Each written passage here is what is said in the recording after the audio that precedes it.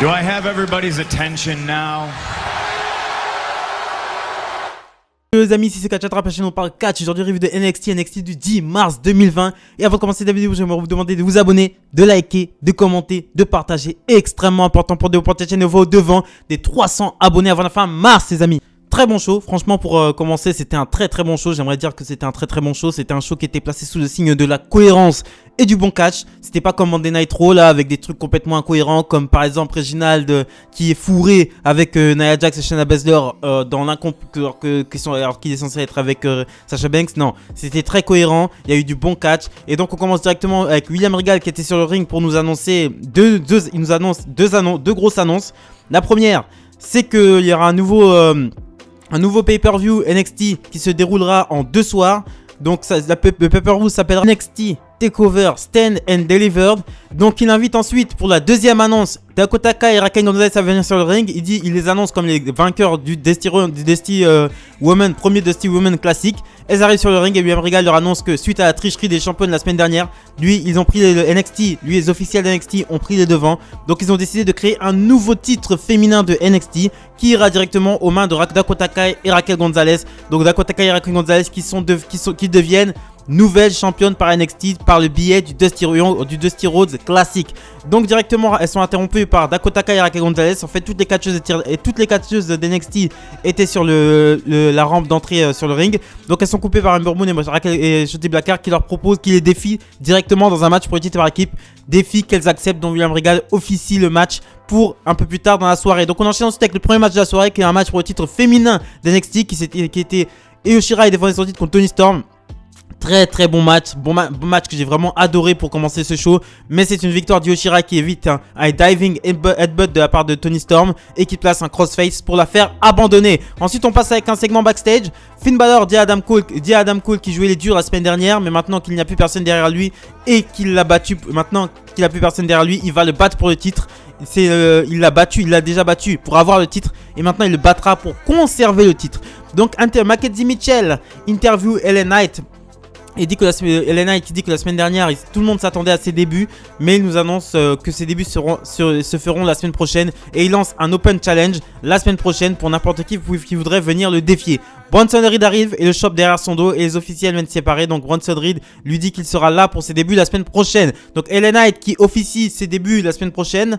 Donc j'ai hâte de voir ce qu'il arrive à faire sur le ring. Moi je le connais pas du tout. Donc je me réserve ça. Je regarderai pas de vidéos sur lui sur YouTube ou je sais pas quoi.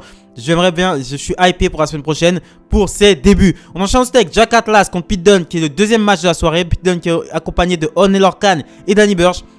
Super match. Jack Atlas, c'est un super catcheur. Mais il a zéro charisme quoi. Zéro charisme. Jack Atlas c'est le bonhomme, tu sais le bonhomme que tu prends sur SmackDown vs Raw. Tu sais dans le mode création, tu fais le mode création et ils te mettent un petit bonhomme avec les cheveux blancs, tu sais le bonhomme, vraiment le bonhomme zéro quoi. Il a zéro, il a juste un petit short de catch. C'est ça Jack Atlas. Donc c'était un très bon échange de bonne qualité. T'as un bon travail de Pete Dunne sur le bras droit de Jack Atlas. Un travail qui finit par payer. Victoire de Pete Dunne avec un armbar qui fait abandonner Jack Atlas. Et ensuite après le match, Pete Dunne fait une promo en disant qu'il veut élever le niveau de NXT, qui s'est déjà imposé dans la section NXT UK et maintenant qu'il voudrait s'imposer du côté de NXT et qu'il annonce aussi qu'il est le meilleur technicien au monde et il invite n'importe qui à venir lui prouver le contraire. On enchaîne ensuite avec Leon Ruff qui nous annonce que la semaine prochaine il va faire tomber Isaiah Swerve Scott. Donc nous aurons Isaiah Swerve Scott contre Leon Ruff la semaine prochaine du côté de NXT. Troisième match de la soirée, c'est un match pour les titres par équipe féminin qui avait été annoncé un peu plus tôt dans la soirée par William Regal. Dakota Kai et Raquel Gonzalez faisaient leur première défense de titre contre Shotzi Blackheart et Ember Moon. Très bon match aussi, beaucoup d'intensité. Bon, j'ai remarqué que l'intensité était apportée aussi par la régie. Beaucoup de bruit du public, de surbruit du public, ça commence un peu à me gêner ça. Tu sais, quand il y a des matchs pour les titres et que c'est vers la fin, quand tout le monde commence à passer son moveset et tout, il commence vraiment à avoir un peu un ça c'est un peu faux, ça sonne un peu faux, mais c'est pas grave. Donc à la fin du match, t'as Shotzi Blackheart qui réussit à placer un roll-up sur Dakota Kai pour la victoire. Donc Dakota Kai et Raquel Gonzalez malheureusement perdent les titres au profit de Shotzi Blackheart et Ember Moon et c'est mérité.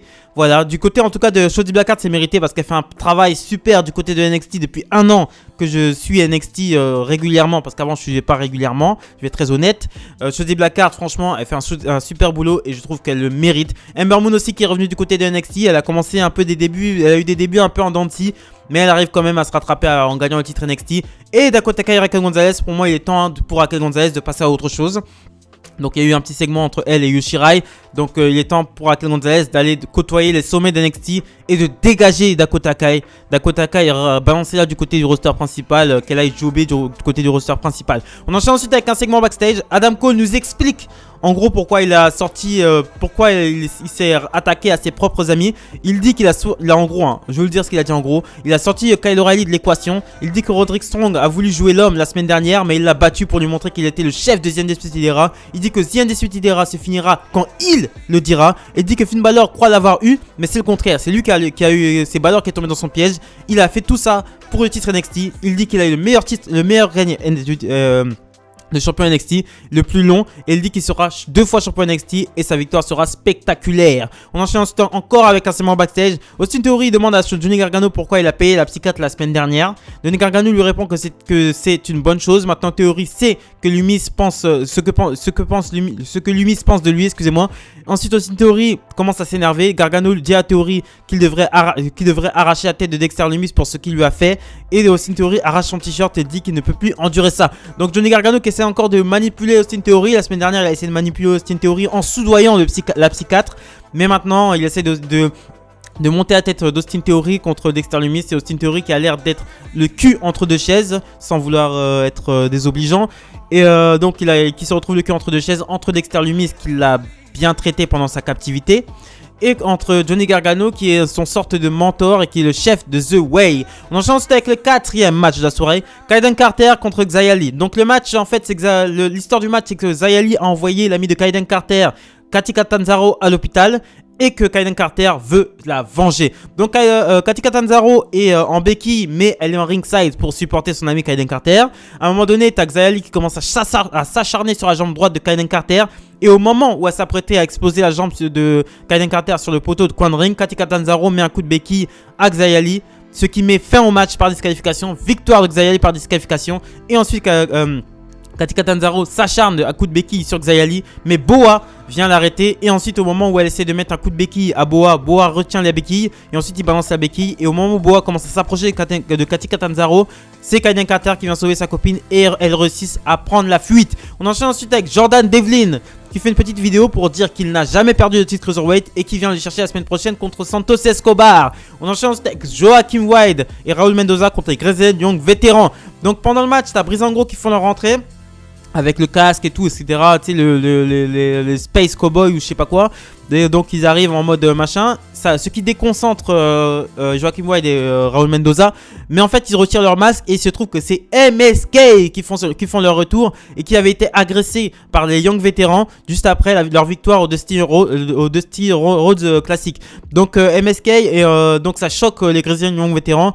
Et ensuite, tu as Joaquim Wilde qui en profite pour placer un roll-up sur James Drake pour la victoire. Donc ensuite, MSK explose les Young vétérans avec leur casque. Ils explosent notamment la main explose la main de Zab Gibson directement contre l'escalier.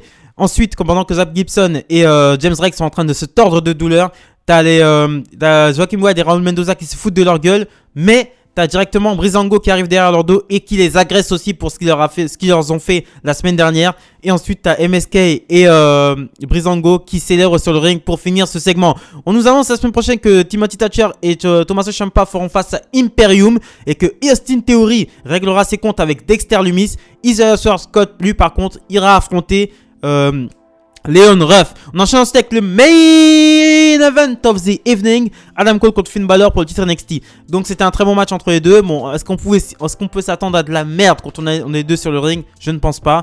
On sent vraiment la haine entre ces deux hommes directement. J'ai vu vraiment la haine. C'était vraiment très stiff. Bon, à un moment donné, t'as Finn Balor qui se dégage du last shot de Adam Cole. À un moment donné, t'as Adam Cole aussi qui est à l'extérieur du ring et qui commence à se relever. Et là, il se retrouve face à face avec Kyle O'Reilly, sorti de la pénombre. Finn Balor en profite pour lui passer un dive, un 1960 à l'extérieur du ring et un coup de grâce pour finir Adam Cole. Victoire de Finn Balor, clean sur Adam Cole. Et ensuite, après le match, Adam Cole essaie de faire le même coup qu'il a fait à Roderick Strong la semaine dernière. Il essaie de raisonner Kyle O'Reilly et tente de lui mettre un low blow, mais Kyle O'Reilly bloque le low blow. Et ensuite il défonce Adam Cole, il défonce vraiment Adam Cole. Les officiels viennent séparer, Adam Cole réussit à prendre la fuite. Et ensuite t'as Finn Balor qui est seul sur le ring en train de célébrer.